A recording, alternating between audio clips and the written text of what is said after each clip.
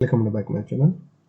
हम देखिए एमएससी में अगर प्रैक्टिकली हम बात करें, आज हमें टर्नरी मिक्सचर लेना है। टर्नरी मिक्सचर का हमें सेपरेशन करना है। पहले वाटर के साथ हम सेपरेशन करेंगे, फिर उसके बाद सेपरेशन के करने के बाद हम इस कंपाउंड का पता लगाते हैं कि कंपाउंड एलिफेटिक होता है या एरोमेटिक होता है। जब हमें इस बात का पता चल जाता है कि कंपाउंड एलिफेटिक है या एरोमेटिक है, एलिफेटिक तथा एरोमेटिक के बाद हम इस कंपाउंड का आइडेंटिफिकेशन करते हैं, मतलब कि एरोमेटिक कंपाउंड कौन सा है, एलिफेटिक कंपाउंड कौन सा है, इसका आइडेंटिफिकेशन करते हैं। फिर उसके बाद कंफर्मेटरी हम टेस्ट करते हैं। सबसे पहले हमें ये मिक्सचर मिल जाता है जो नॉन मिक्सचर होता है, टर्नरी मिक्सचर होता है। इसको हम एक बीकर में डाल लेते हैं। बीकर में डालने के बाद हम इसमें थोड़ा सा पानी डाल देते हैं। पहले इसको हमें पानी के साथ सेपरेट करना होता है। अब इसको पानी के साथ अच्छे से मिक्स कर लीजिए। पानी इसमें डाल दिया है। अब इसको अच्छे से घोल लीजिए कि मतलब जो सोल्यूबल हो जाए ये वाटर में। लेकिन ये दो पार्ट में जब इसका हम फिल्टर करते हैं, फिल्टर के बाद एक सोल्यूबल होता है, एक इनसोल्यूबल होता है। वाटर में जो सोल्यूबल होता है उसको हम वाटर बाथ के ऊपर एक ग्लास रखते हैं, उसमें डाल देते हैं। लेकिन जो इनसोल्यूबल पार्ट होता है उसको हम एज इट इज रख लेते हैं, उसका टेस्ट हम अलग करा लेते हैं। अब इसको हमने फिल्टरेट किया, यहाँ पे ऊपर रेजिड्यू होगा। ये हमारा सोल्यूबल पार्ट है जो पानी में सोल्यूबल हो चुका था, और जो फिल्ट्रेट है, जो रेजिड्यू है हमारे पास, जो वाटर में इनसोल्यूबल था, उसको हम आगे प्रोसेस के लिए रखते हैं। अभी जो हमारे पास सोल्यूबल पार्ट होता है, यहाँ पे हमने वाटर बाथ लिया हुआ जिसमें पानी फिल है। नीचे एक बर्नर है जिसमें आग ऑलरेडी जल रही है। यहाँ पर एक ग्लास लिया हुआ है, ये ग्लास है। तो इसके ऊपर हम इस सोल्यूबल पार्ट को हम इसके ऊपर डाल देते हैं और हीट करने के लिए रख देते हैं, जब तक ये सेपरेशन मतलब प्रेसिपिटेट ना आ जाए। व्हाइट प्रेसिपिटेट, यहाँ पे व्हाइट कंपोनेंट आ जाएगा। वो कैसा आएगा वो भी मैं दिखा दूंगा एक मिनट कि वो किस तरीके से आएगा। ये बॉयल हो रहा है। अब हमने फिल्ट्रेट किया था, ऊपर का जो रेजिड्यू हमारे पास बचा है, क्योंकि नीचे वाला जो सोल्यूबल पार्ट था इसको तो हम वाटर बाथ के ऊपर रख चुके हैं। लेकिन जो हमारे पास ये इनसोल्यूबल पार्ट बचा है जिसको हम रेजिड्यू कहते हैं, अब इसका टेस्ट हमें सोडियम बाइकार्बोनेट लेते हैं।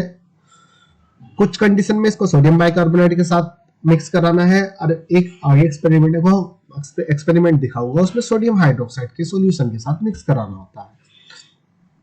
अब हम यहाँ पर ये जो हमारा रेजिड्यू है, हम सोडियम बाइकार्बोनेट को वाटर में डिसोल्व करते हैं। सोडियम बाइकार्बोनेट यहाँ पे हम ले लेते हैं। सोडियम बाइकार्बोनेट होगा, सोडियम कार्बोनेट नहीं होगा, सोडियम बाइकार्बोनेट होगा, जिसको हमने बीकर में लिया हुआ है। अब इसमें वाटर में हमने डिसोल्व कर लिया। ये वाटर है, पानी के अंदर साथ डिसोल्व कर लेते हैं। जो हमारे पास अब ये इनसोल्यूबल पार्ट बचा था, जो वाटर में फर्स्ट स्टेप में इनसोल्यूबल था, वाटर में इनसोल्यूबल था, जिसका हमने रेजिड्यू कहा था।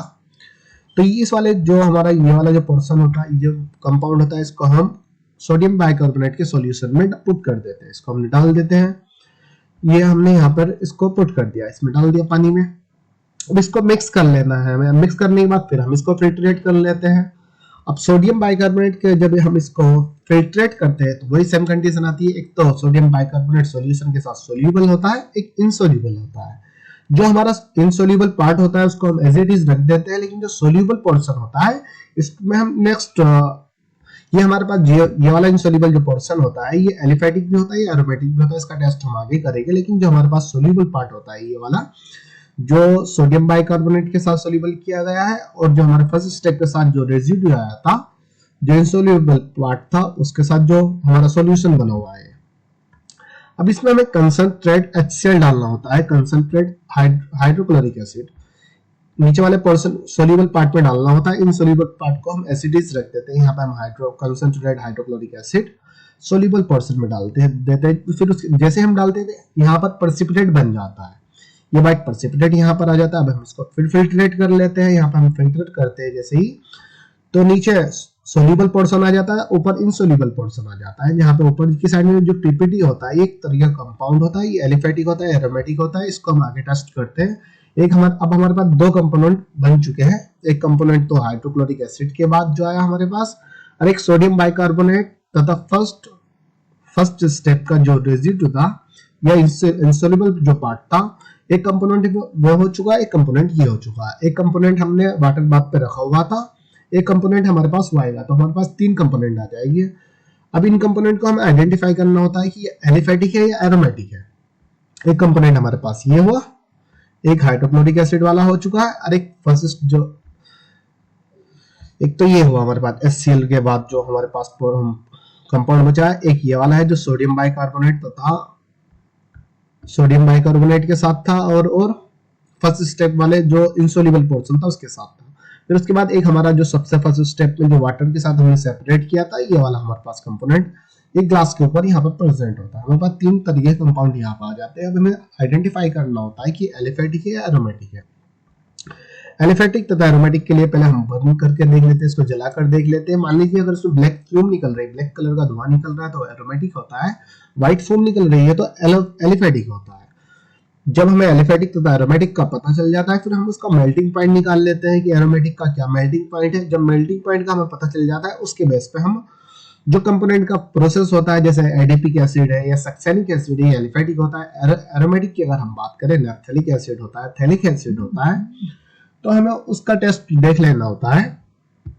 तो अभी हम पहले आइडेंटिफाई करेंगे कि कंपोनेंट एलिफेटिक है, हमारे पास एरोमेटिक है। अब देखिए हमने जैसे इसको बर्न किया, ये एरोमेटिक कंपाउंड हमारे पास यहाँ पर एरोमेटिक कंपाउंड आ जाता है। ये ब्लैक कलर की फ्यूम यहाँ पे निकल रही होती है, ब्लैक कलर की फ्यूम है, तो ये एरोमेटिक कंपाउंड हमारे पास होता है। एरोमेटिक का टेस्ट अलग होता है, मैं भी बताऊंगा किस तरीके से हमें थैलिक एसिड बनाना है। ये हमारे पास एलिफेटिक आ जाता है क्योंकि इसमें व्हाइट फ्यूम निकल रही होती है, ब्लैक फ्यूम नहीं है। जब इसको हमने बर्न किया, यहाँ पे व्हाइट, देखिए व्हाइट फ्यूम निकली ना, ये व्हाइट फ्यूम निकल रही है, तो ये एलिफेटिक है। तो एलिफेटिक में हमारे पास जो बचता है सिनेमिक एसिड आता है। सिनेमिक एसिड होता है, एडिपिक एसिड होता है, सक्सेनिक एसिड होता है। तो हम इसका टेस्ट करके देख लेते हैं मेल्टिंग पॉइंट के बेस पे। यहाँ पे हमने सिर्फ बर्न करके अभी देखा उसको एलिफेटिक है एरोमेटिक है। ये हमने इसका टेस्ट कर लिया, इसको आइडेंटिफाई कर लिया, हमारे पास एलिफेटिक आया। यहाँ पे हमारे पास ये एक हमारे पास ये कंपोनेंट था, तीन। अब यहाँ पे हमें जो एलिफेटिक का टेस्ट करना होता है, एरोमेटिक का टेस्ट करना होता है, हमें रिसोर्सिनोल लेना होता है।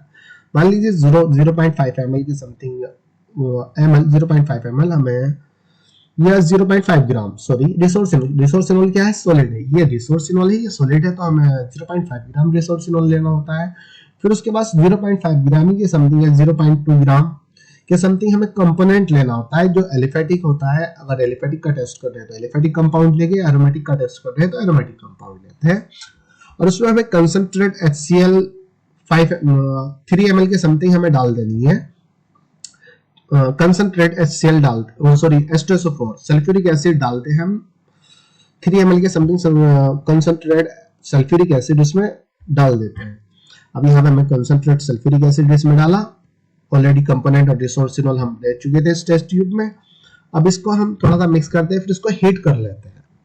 यहाँ पे हम कंसंट्रेट H2SO4 इसमें डाल रहे हैं, ये कंपोनेंट हमने इसमें डाल दिया। जो एलिफेटिक कंपोनेंट था हमारे पास, एलिफेटिक कंपोनेंट हमने इसमें डाला।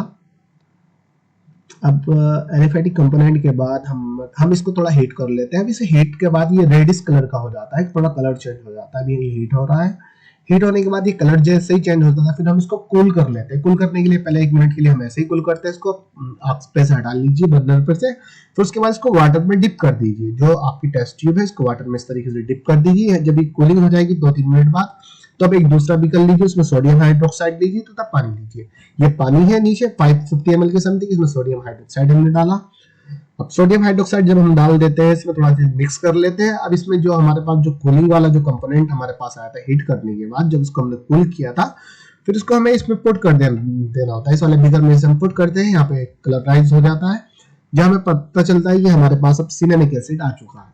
फर्स्ट स्टेप में सिनेमिक एसिड है जो एलिफेटिक कंपाउंड होता है। जब हमने सोडियम बाइकार्बोनेट के साथ सेपरेशन कराया, तो हमें इस तरीके का कंपोनेंट मिल जाता है जो सिनेमिक एसिड होता है। अब हम दूसरा स्टेप यहाँ पे करते हैं, ये बस इतना कंप्लीट है।